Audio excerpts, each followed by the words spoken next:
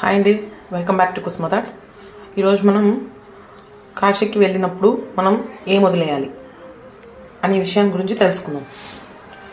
ఒకప్పుడు పెద్దవాళ్ళందరూ కాశీకి వెళ్ళేవాళ్ళు. కాశీకి ఇంకా వెళ్ళలేదా అని ఎవరైనా అడిగితే ఇంకా పిల్లల పెళ్ళిళ్ళు చేసి, ఆడపిల్లలకి మగపిల్లలందరికీ పెళ్ళిళ్ళు చేసిన తర్వాత లాస్ట్ ప్రయాణం కాశీ ప్రయాణం అని అనుకునేవాళ్ళు. బట్ ఇప్పుడు ఫ్లైట్ అన్నీ వచ్చినప్పటి నుంచి అందరూ వెళ్ళే మార్గం అయిపోయింది కాశీ.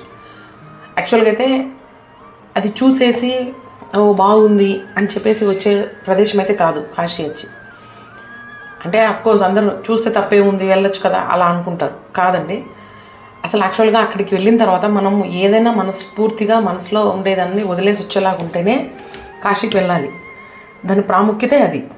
కాయాపేక్ష ఫలాపేక్ష అనే మాట నాండులో ఉంది.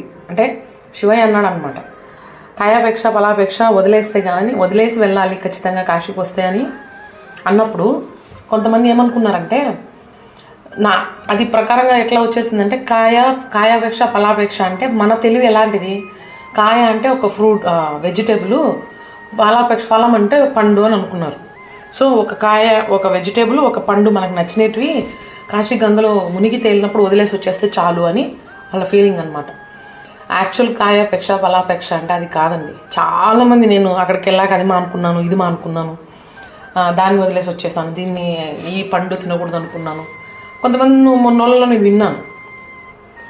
బట్ నాకు అది కరెక్ట్ కాదండి. యాక్చువల్గా కాయాపేక్ష ఫలాపేక్ష అంటే మొత్తం నువ్వు ఈ భూప్రపంచం మీద పెట్టుకున్న ఆశని, బంధుత్వాలని, బంధాలని, అహాన్ని, కోపాన్ని, ద్వేషాన్ని, ఇవన్నిటినీ వదిలేసి దైవ సన్నిధిలో ప్రమాణం చేస్తున్నట్టు ఆయన దగ్గర కూర్చొని వదిలేసినాను అంటే అది కాయాపేక్ష ఫలాపేక్ష అంటే దేని గురించి నువ్వు ఆశించకుండా, నువ్వు చేసే ఏ ప్రయత్నంలో కూడా ఫలితాన్ని స్వామి దగ్గర ఆశించకుండా చేసేదాన్నే కాయాపేక్ష ఫలాపేక్ష అంటారు.